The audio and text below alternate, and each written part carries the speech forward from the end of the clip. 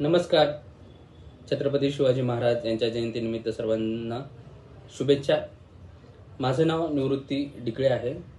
मी राज्यसेवाचा एक ॲस्पिरंट आहे. ठीक आहे. मी आज इथं एक व्हिडिओ बनवण्याचा माझा एक हेतू आहे की मला राज्यसेवेतली काही परिस्थिती आपल्यासमोर सांगायची आहे. ठीक आहे.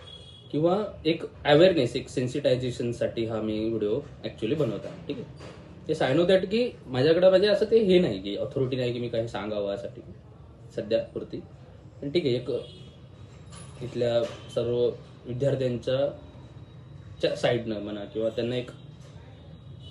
त्यांना डेडिकेशनसाठी हा व्हिडिओ बनवते. कोणासाठी? जे की नॉन MPSC UPSC ॲस्पिरंट आहे त्यांच्यासाठी, की त्यांना कळलं पाहिजे की ही म्हणजे काय कंडिशन आहे या राज्यसेवेमध्ये किंवा या UPSC मध्ये, किंवा असे पॅरेंट्स ज्यांना की किंवा असे विद्यार्थी जे की आता इकडं येण्याचा प्रयत्न करत आहे किंवा त्यांची इच्छा आहे की आपण यावं. ठीक आहे.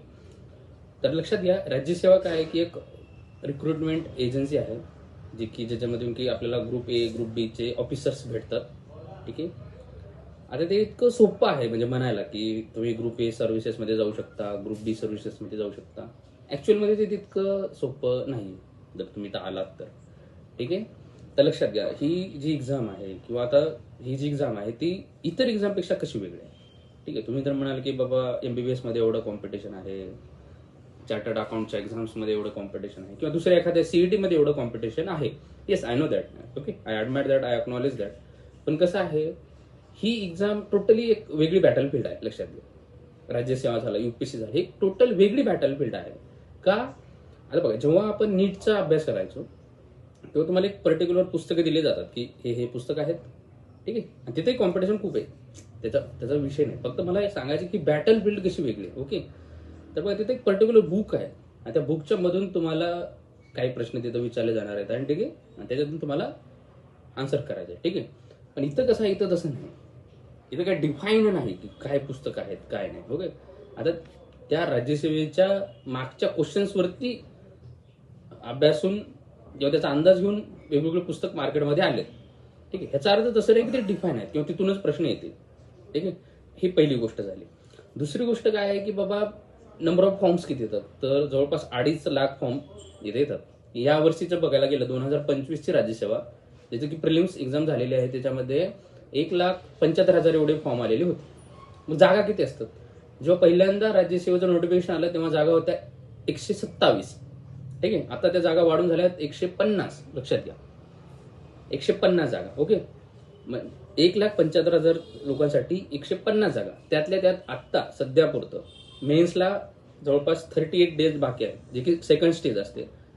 असताना 11 जागा वापस चालल्या. जे ट्रायबल डिपार्टमेंट आहे त्यांनी 11 जागा वापस बोलवल्यात, असं एक चर्चा चालू आहे. ठीक आहे. म्हणजे काय, 150 मधूनही 11 जागा मायनस होतील, एवढ्या जागा आहेत सुरुवातीला. त्यातल्या जर तुम्ही त्याच्यामध्ये बघितलं तर राज्यसेवेमध्ये 33% आरक्षण आहे महिलांना. त्या जागा आणखी महिलांमध्ये हे होतील, डिवाइड होतील.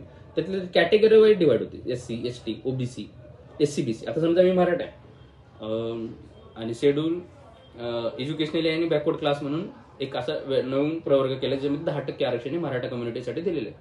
तर आमच्यासाठी 6 जागा आहेत. लक्षात घ्या, किती जागा? 6. फॉर्म किती जणांनी भरले? 1,75,000 जणांनी फॉर्म भरले. माझ्या कॅटेगरीमध्ये काय जण असतील, पण त्यांच्यासाठी 6 जागा आहेत. लक्षात घ्या, 6 जागेसाठी कॉम्पिटिशन आहे. ठीक आहे. आणि कुठं आवड होती ही राज्यसेवा की मल्टी स्टेज, तुम्हाला प्रिलिम्स आहे, मेन्स आहे, इंटरव्ह्यू आहे. जर तुम्ही चार्टर्ड अकाउंटची एक्झाम घेतली तर तुम्ही कसे, समजा मागच्या वर्षी एक स्टेज पार झालेली असेल तर तुम्ही दुसऱ्या वर्षी डायरेक्ट दुसऱ्या स्टेजला बसता. इथं तसं नाही. समजा तुम्ही मागच्या वर्षी इंटरव्ह्यू जरी दिला असेल तर तुम्ही दुसऱ्या वर्षी पहिल्या स्टेजपासून तुम्हाला जावं लागतं. त्यातल्या त्यात राज्यसेवेमध्ये सगळ्यात महत्त्वाचं काय की बाबा, इथं क्वेश्चन्स चेंज होतात. समजा तुमची प्रिलिम्स एक्झाम झाली, एक आन्सर की येते.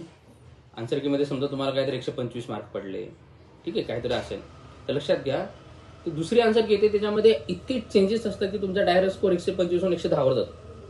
आता बघा, मागच्या आता या राज्यसेवेला 8 प्रश्न बदलले. म्हणजे चेंज झाले, काहीतरी रद्द झाले, काही चेंज झाले. 6 चेंज झाले आणि 2 तर रद्दच होऊन गेले. पण 8 प्रश्न म्हणजे एक प्रश्न 2 मार्काचा, निगेटिव्ह धरले तर 0.5 मार्क, म्हणजे असे 25 मार्कांचा फरक पडतो. म्हणजे जो मुलगा 125 वर होता तो 110 वर जातो. ठीक आहे, 110 वाला 120 वर जाण्याचे खूप कमी चान्स आहे.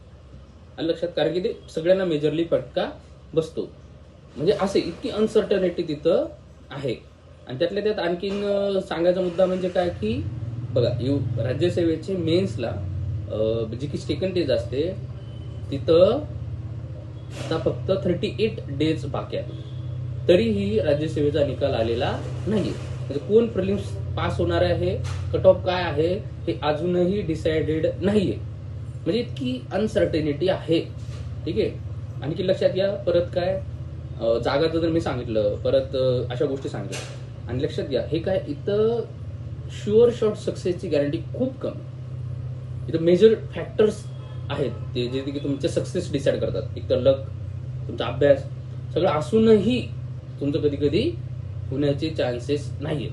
की समजा त्या डी डेला जर तुमचं काहीतरी झालं तर you are very likely to out. आणि दुसरी गोष्ट काय, आता बघा त्याचा जर किस्सा सांगायचा गेला तर आमचा एक मित्र आहे ज्यांनी की 3 राज्यसेवेचे इंटरव्ह्यू दिलेले आहेत, युपीएससीच्या मेन्स पण दिलेले. यावर्षी त्याला आय थिंक 125-126 मार्क होते. सेकंड की आली, त्याचे डायरेक्ट मार्क 115च्या घरात गेलेले, 100% बाहेर आलं लक्षात का. आणि त्यातल्या त्यात काय होतं, जे आत्ता 120 मार्कवाला सुद्धा विद्यार्थी हा सेफ नाही. म्हणजे 120 मार्क घेऊनही तुम्ही म्हणजे कॉम्पिटिशन मध्ये नाही. आणि हे अगोदर 120 मार्क म्हणजे अगोदर म्हणजे टॉपरचे मार्क असायचे ते, म्हणजे टॉपरला 120 मार्क पडायचे. आता 120 वाला सुद्धा सेफ नाही. मागच्या गट ब ला समजा ग्रुप बी कंबाईनची एक्झाम ज्याच्यामध्ये तुम्ही PSI, STI, ASO होता, त्याचा मागच्या वर्षीचा कट ऑफ होता 62.5.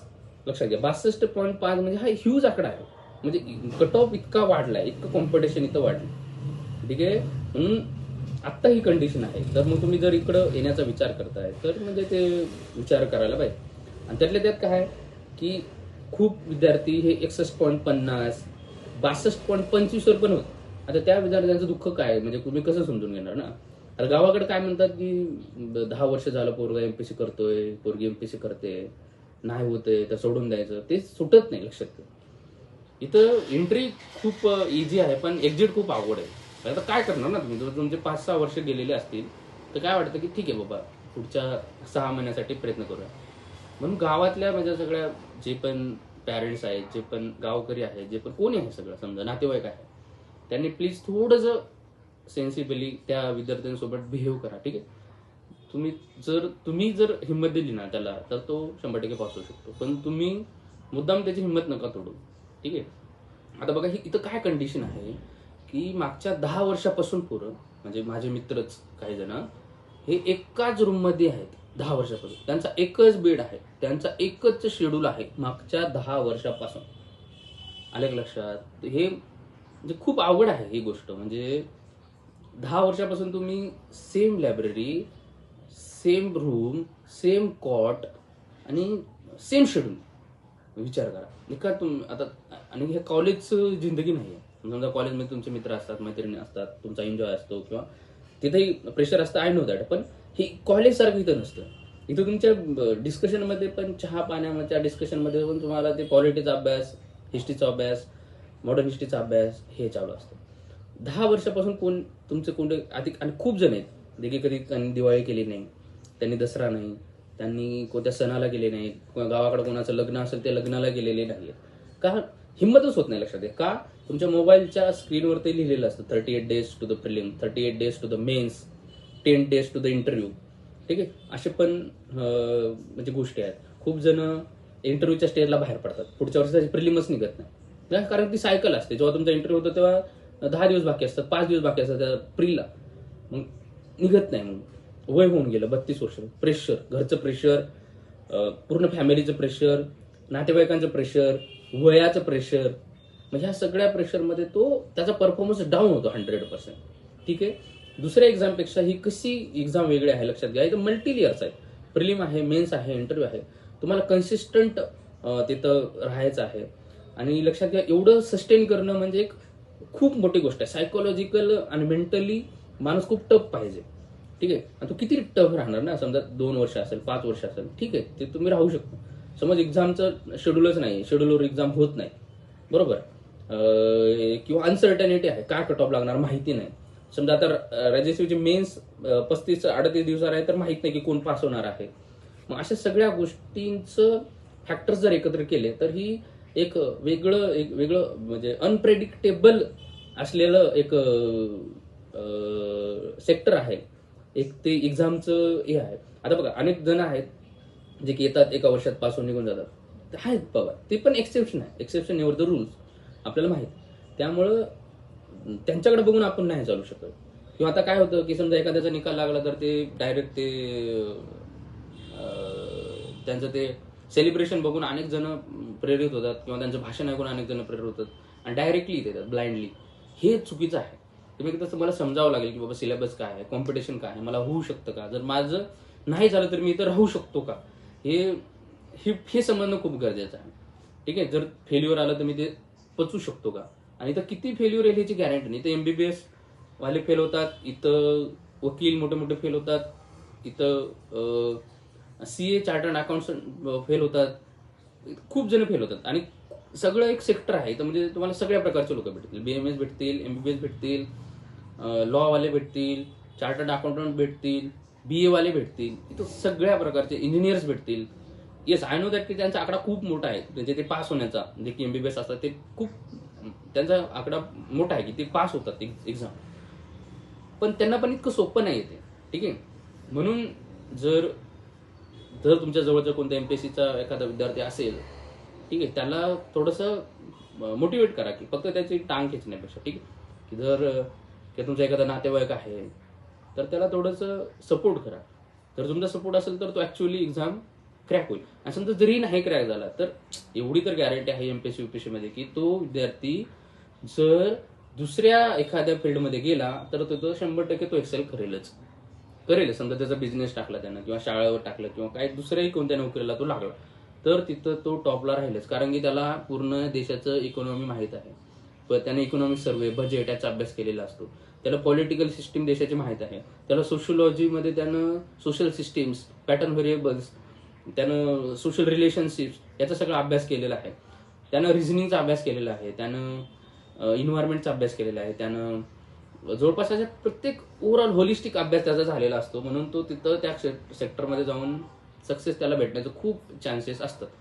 पण समजा तू त्या सेक्टरमध्ये गेलाच नाही जर आपल्या शब्दानं किंवा आपल्या खचीकरणामुळं, की असे खूप पॅरेंट्स आहेत जे की आपल्या मुलाचं खचीकरण मोठ्या प्रमाणात करतात. खूप असे पॅरेंट्स आहेत.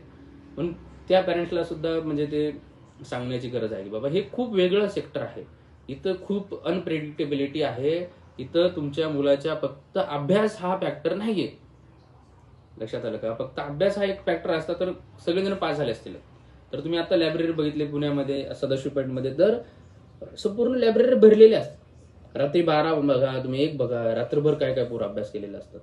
त्या मुलांचा रिझल्ट येत नाही. 1 मार्कानं कोणी जातो, 2 मार्कानं कोणी जातो. ठीक आहे. कोणी 25 पॉईंटनं जातो.